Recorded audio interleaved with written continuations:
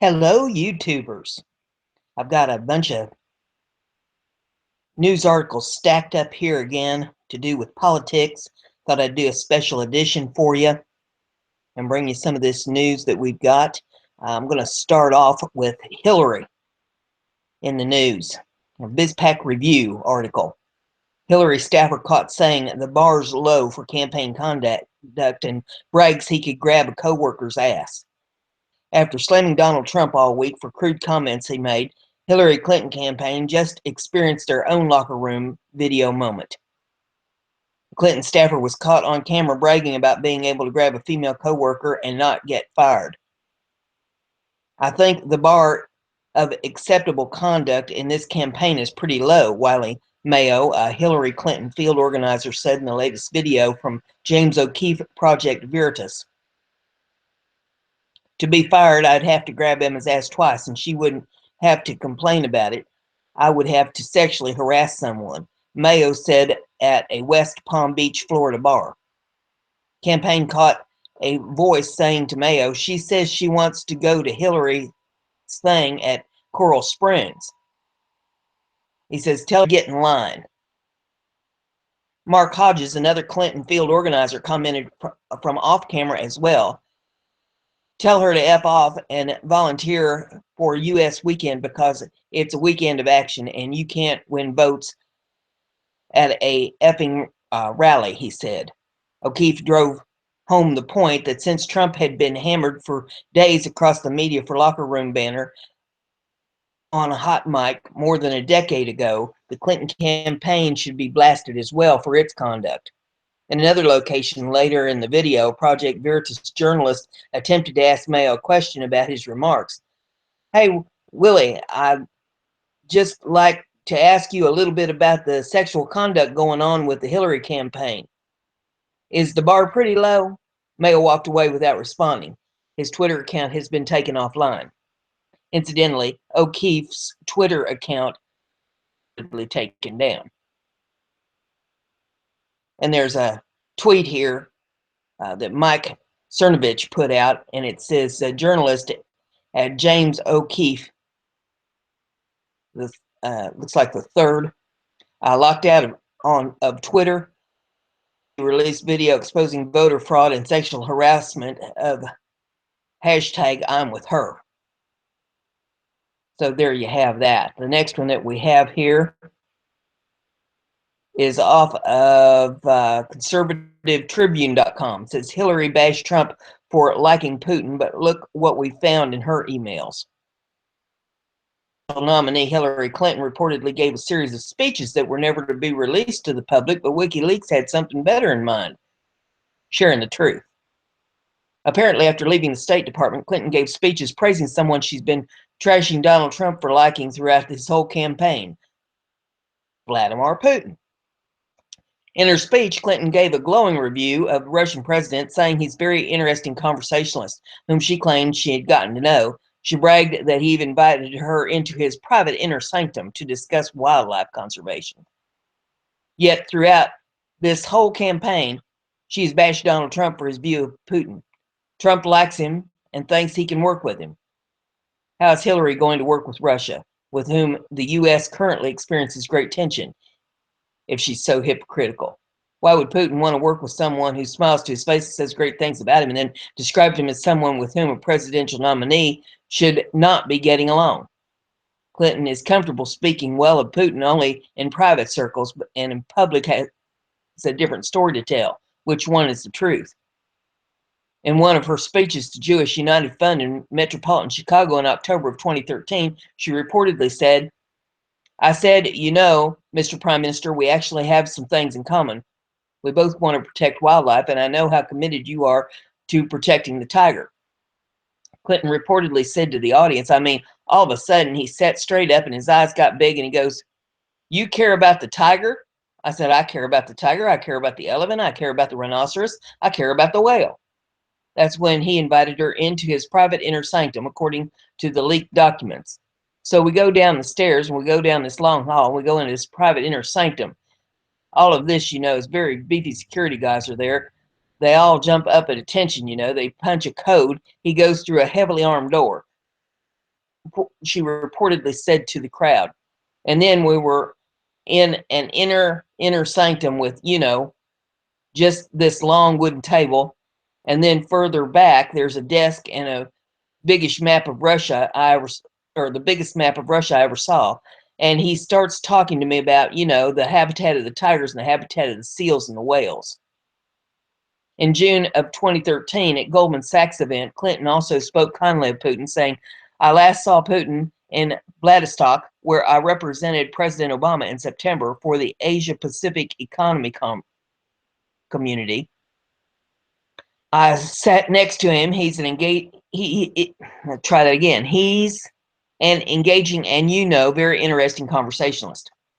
She praised him further, saying, "We talked about a lot of issues that were not hot button issues between us. His view of missile defense, which we think is misplaced because, we don't believe that there will be a threat from Russia. And finally, on Afghanistan and Russia. Look, I would love it if we could continue to build a more positive relationship with Russia." This is the height of hypocrisy. The next article that I have for you is off of InfoWars. Report: hacker claims racist Hillary tape set to be released. A hacker posting on the 4chan message board claims that he's in possession of a tape that shows Hillary Clinton making racist remarks about an African-American woman. The individual, who claims to be linked to John Podesta email hack, also claims that the thousands of emails deleted from Hillary Clinton's private server will be leaked before November the 1st. All 33,000 deleted emails are going to be released by November 1st, probably 4 to 5 sets. These emails are going to be the complete undoing of the Democratic Party. We're purposely holding them back so they cannot have time to replace Hillary, claims the alleged hacker, who asserts that he is not working for Russia. He goes on to promise that no less than 6 embarrassing videos will be released, including one that documents Hillary slandering and being racist against female African American. The amount of hatred seen on her face for their community will be worse than 100 Trump tapes. The individual also comments on the Podesta emails, noting that we are saving the best for last. "I can confirm Rotten Hillary 33,000 emails have been obtained. Word is it will be a November surprise. Wow, something new every day," claimed the author Mike Cernovich in response to the post. The normal rule for these kind of claims is that when it sounds too good to be true, it's probably not true, so don't hold your breath. However, major scandals have emerged from message boards in recent months, including most notably the Stone Tier controversy, where Paul Gambetta asked Reddit how to delete emails for the very VIP client Hillary Clinton before the posts were scrubbed.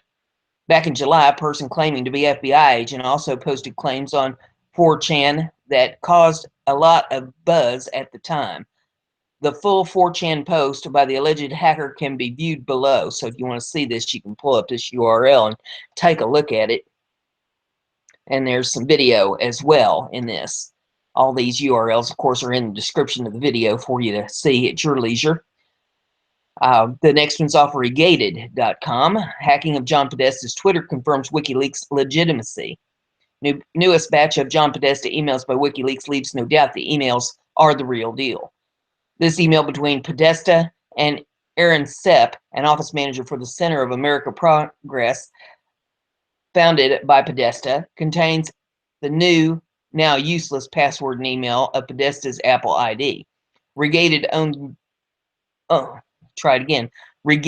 own Julian Wan found screenshots originally circulating on 4chan where an anonymous user used the information to access Podesta's Apple account. According to the user, they used the online functionality in order to wipe his iPhone and iPad. However, they did more sleuthing in order to gain access to different Podesta email. From there, his Twitter account password was either contained in plain text and or reset now that his secondary email was hacked. It is another major breach of security for the Clinton campaign. While they continue to spin these leaks and hackings as Russian-based, there is no proof for it. It does beg the question as to whether the Clinton campaign takes matters of security seriously. While the story of Hillary Clinton's private email server is well documented, it raises questions as to how the chair of the Clinton campaign can be so lackadaisical with his account security. As WikiLeaks themselves has testified, they have decade-long veracity of their releases. The early narrative the Clinton campaign tried to spin was that these emails were forgeries. In the typical manner, they are now blaming Russia for the hacking, again with no proof. Mr. Podesta knew that these emails were legitimate. 5 days after the initial batch of Podesta emails were released, Mr. Podesta made no effort to try any damage mitigation. Never mind the basic lack of information security standard in never sending account information over plain text.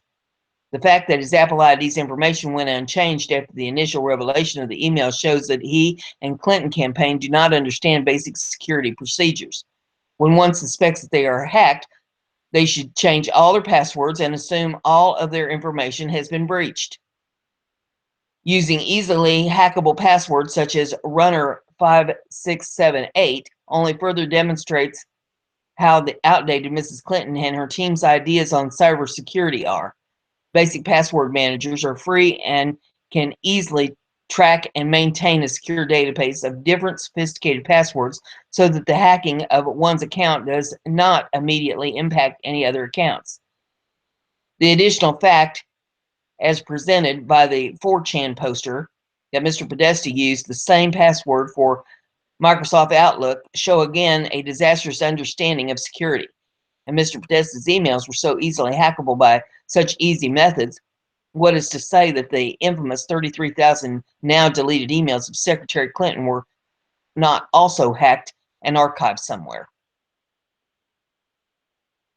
The next article that I have for you is off of USA Today. Try to get this ad off of it so I can read it.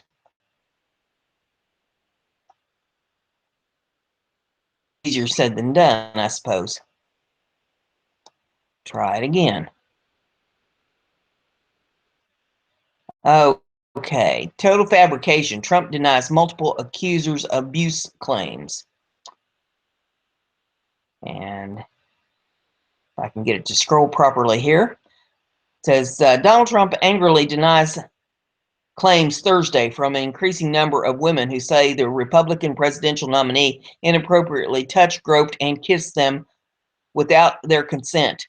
They're pure fiction and they're outright lies, Trump told supporters during a rally at West Palm Beach, Florida, claiming without evidence that he is the victim of a concerted effort from the Hillary Clinton presidential campaign and its patrons, media.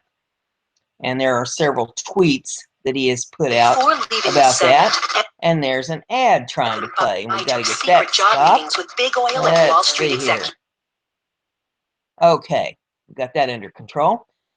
And there's some tweets that Donald put out about it. And the next goes on and says, the New York Times story published Wednesday night on two women who said Trump forced himself on them. One was on an airplane ago, and the other at Trump Tower in 2005. Was one in a series of reports from women who accused the GOP presidential nominee of inappropriate behavior in years past.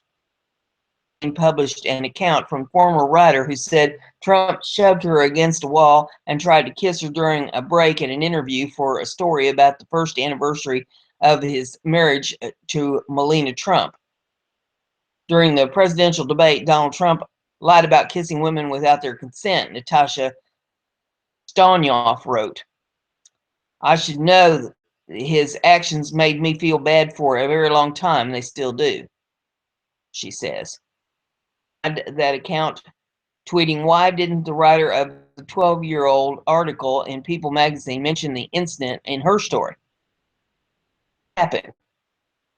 He echoed that statement during his appearance in West Palm Beach and noted that allegations are surfacing less than a month before the election.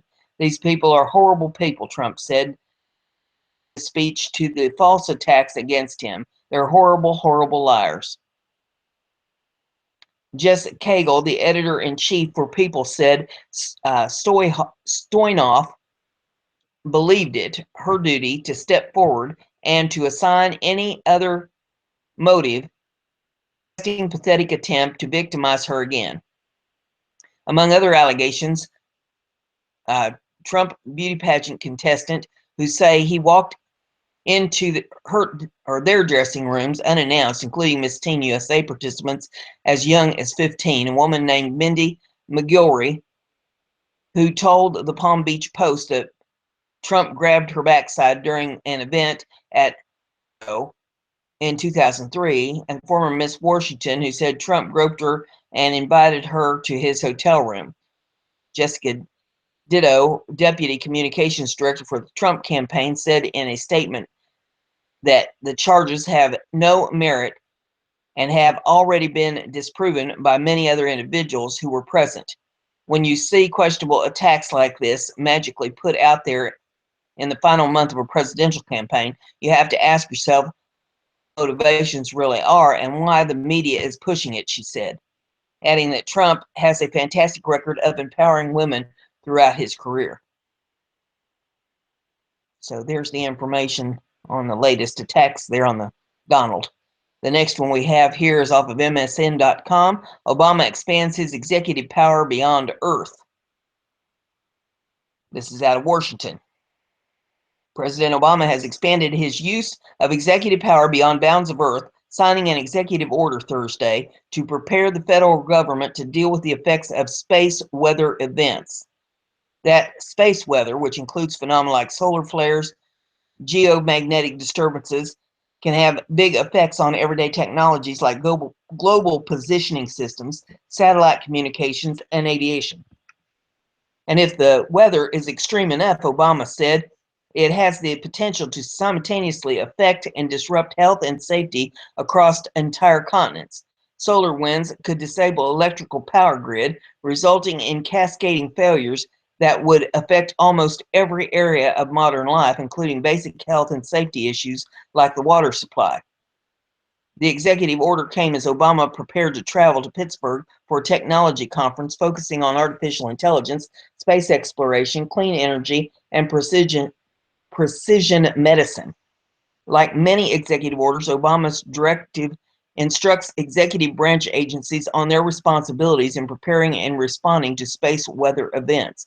The White House Office of Science and Technology Policy will coordinate the efforts of agencies across the government, including Defense, Commerce, Energy, and NASA, which will work together to improve their ability to forecast space weather events and protect critical infrastructure from their effects. Obama also ordered the release of federal data on previous space weather events. Obama's executive order also made public for the first time the existence of a previously unknown secret policy directive he signed on July the 15th. Presidential Policy Directive 40 established a new national continuity policy that defined the national essential functions of the federal government. Such directives, known as PPDs, are often secret form of executive order in the realm of national security. The next article that I have for you is off of CountdownZeroTime.com. George Soros, this is a quote, says, "I am God, I created everything, I control America and Hillary Clinton." Soros also claims he is a madman. George Soros claims he is a god and the creator of everything. However, the billionaire globalist also warns he is a self-centered god who believes normal rules do not apply to him. "I fancied myself as some kind of god," he wrote. "If truth be known, I carried some rather potent mesemic fantasies with me from childhood, which I felt I had to control. Otherwise, they might get me in trouble." When asked by Britain's independent newspaper to elaborate on that statement, Soros doubled down. "It's a sort of disease when you consider yourself some kind of god, the creator of everything, but I feel comfortable about it now, since I began to live it out." Soros would probably dismiss that claim as nothing more than typical blathering of an irrelevant madman, but those who have followed his clever and socio-political endeavors realize that while he may be mad, he's mad billionaire, and billionaires tend not to be irrelevant, especially not mad billionaires with self-centered agendas who believe that normal rules don't apply to themselves. Soros has learned with enormous reserves of unethically earned money at his disposal, he has the power to make the once unthinkable acceptable.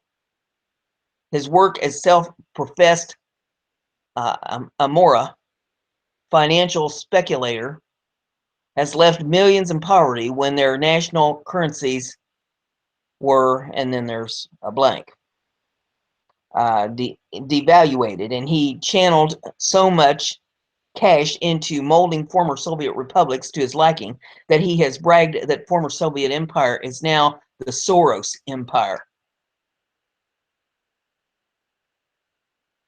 Anonymously, he has now turned his immoral eye on the internal affairs of the United States. A high-profile megabucks donor to the Clinton campaign, it was recently exposed by WikiLeaks that Soros issued directives on foreign policy to Clinton when she was Secretary of State, instructions that she followed to the letter. His enormous donation to the American ruling class have earned him the seat in the shadowy government, pulling puppet strings behind the scenes. So what does Soros think about the nation he immigrated to from his native Hungary in 1956? Today's U.S., he writes in his latest book, The Bubble of the American Supremacy, is a threat to the world. We have become a supremacist nation.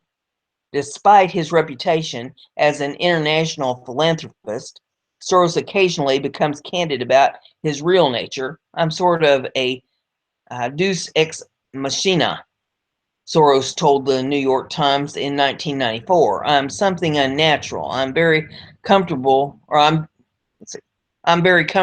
with my public persona because it's one I've created for myself. It represents what I like to be as distinct from what I really am. You know, in my personal capacity, I'm not actually a selfless philanthropic person. I'm very much self-centered. Soros got to the point quicker when he expanded or explained the deepest secrets of his soul to the biographer Michael Kaufman. I'm kind of a nut who wants to have an impact, he said. But the globalist billionaire's mad visions don't end there. Soros said on British TV, in fact, my grandfather was actually paranoid. I have a lot of my madness in my family, so far I have escaped it. Well, that's questionable. In his book, Soros on Soros, he says, I do not accept the rules imposed by others, and in periods of regime change, the normal rules don't apply. Clearly, Soros considers himself to be someone who is able to determine when the normal rules should and should not apply. Billionaire globalist George Soros told the Financial Times during an interview that China will supplant the United States as leader of the New World Order and that America should not resist the country's decline as the dollar weakens, living standards drop, and new global currency is introduced. Asked what Obama should discuss when he visits China, Soros stated, this would be the time because I think you really need to bring China into the creation of the new world order, financial world order, adding that China was a reluctant member of the IMF who didn't make enough of a contribution. I think you need a new world order that China has to be part of the process of creating it, and they have to buy in. They have to own it in the same way as the United States owns the current order, said Soros, adding that the G20 was a move in this direction. Soros also stated that the richer countries were already transferring wealth to poorer countries via SDRs, with the IMF paying for that 0.5% transaction cost. Soros said the world would have to go through a painful adjustment following the decline of the dollar and the introduction of a global currency. Reading between the lines, he essentially threatened to kill the dollar completely if the United States did not get on board with the global currency. Soros predicted that China would become the new engine of the global economy, replacing the US, and that this would slow economic growth and reduce living standards. Soros characterized the United States as a drag on the global economy because of the declining dollar. America, know your enemy. The NWO over Trump is itself fracturing into camps. Soros is in the Hillary camp. Many NWO people prefer Trump. Perhaps they realize the U.S. is now aware of what is happening, and if the whole plan goes ahead, soon they will be destroyed as well. Evil Jewish Kabbalist Soros has no preferences, or let me try that again, has no pretensions, and openly boasts how he is going to destroy the USA, having given millions to the to the Clintons. He has complete control of their policies. Is a Soros puppet, but who does Soros work for? And then there is a picture of a Time magazine cover with the Queen picture, and above it it says the child child sacrifice cult, ninth circle exposed, and then stamped on her says guilty as charged. So Soros apparently, according to this, works for the Queen, and he's pulling the puppet strings and hidden us for the New World Order. The next one that we have here is off of beforeitsnews.com. And get the ad off of here so we can read this. It says that Paul Ryan will be your next president. The wheels of corruption are turning. There are two compelling reasons which clearly open the door to the distinct possibility that Paul Ryan may weasel his way into the presidential after all. First, there is strong evidence being revealed by multiple sources that Paul Ryan is responsible for the release of the Trump tape. Secondly, that there is irrefutable proof that Ryan has been planning to run for president in this election cycle all along. Paul Ryan is responsible for the release of the Trump tape. This makes very compelling case that Paul Ryan's top aide, Dan Senor, was behind the leaking of the Bush tape, in which Trump is heard to make several lewd remarks about women. And from InfoWars, there's a quote that says, "That's the story swirling around the internet after Sonor's wife, former NBC reporter Campbell Brown, appeared to confirm the claim." Brown quoted a tweet that said, "Rumblings that Campbell Brown and Dan Sonor are behind the Trump tape leak." And then responded, "Yep, still having fun after all these years. Key to a happy marriage." A simple story released by WND confirms InfoWars' claim that Dan Senor leaked the Trump tape in an obvious attempt to sink the Trump campaign. After reviewing the InfoWars, WND, and other similar claims, there is little doubt that Paul Ryan deliberately sabotaged Donald Trump's campaign. But why? Why would a prominent Republican sabotage the campaign of a Republican nominee? Well, it's for the same reason that anyone engages in treason for personal profit. Is aligned with Clinton's and Obama. Paul Ryan has done his best to help Hillary Clinton defeat Donald Trump. In fact, with encouragement from Ryan through his very shallow endorsement of Donald Trump, it's becoming a distinct possibility that Trump may not be the nominee when the election finally takes place. There is no way that the establishment and their minions can afford to have a Trump presidency. This means that in order to dump Trump, the globalists must create a world where up is down and down is up, white is black and black is white. To some degree, the tape has accomplished this. Paul Ryan, much to the detriment of the American people, is where he is today because he's willing to ignore the following as if they did not exist. The free trade agreements, which have caused the loss of millions of American jobs so that manufacturers could send millions of jobs offshore to cheap foreign labor markets and then turn around and ship these products back into the United States tax-free. Trump is pledged to stop this. Ignore the illegal alien crisis, which continues to undercut the wages of the working class, thus leading to much lower salaries and higher unemployment for American workers. Support Obamacare and its provision to force employers to purchase Obamacare medical insurance for its full-time employees. This has greatly added to the demise of small businesses. The undermining of American national security through the admission of unscreened Muslims to America.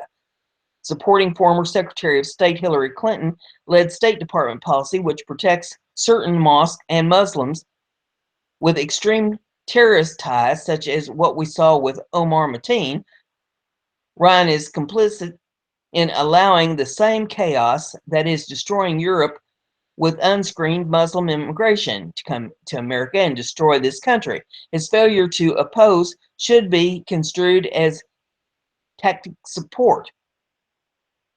This attitude has given rise to the attitude that it is acceptable for these refugee resettlement immigrants to support Sharia law over our constitutional law. Trump is on the record as opposing each and every one of the above policies which are destroying America. Most Americans support Trump in this endeavor of putting America first and making America great again. However, most of Congress is on the take and avail themselves to what should be illegal bribery through corporate campaign contributions. In order to keep the gravy train rolling, politicians like Paul Ryan are willing to forsake the constitutional oath and oppose Trump's pro-constitutional stand on these issues. In fact, Ryan is of such low moral character that he's even willing to destroy the GOP in order to preserve the criminal status quo while he receives blood money from corporations, as evidenced by his release of the Trump tape. At the end of the day, Paul Ryan is partnered with Obama in depriving Americans of their constitutional liberties and standard of living. In fact, it can now be accurately said that the Speaker of the House supports Democrat and sociopaths Hillary Clinton in her bid for president over the will of the rank and file of the GOP, or does he? If Hillary cannot continue, yesterday I published a report in which announced that Hillary Clinton had canceled all public events from October 12th until the election.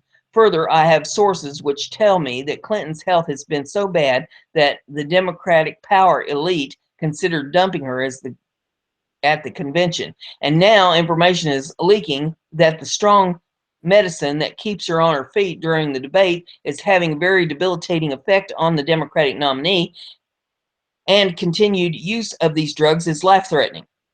Further, I reported that my Democratic source told me that the Democratic leadership is looking for a slip and fall excuse to not participate in the debate.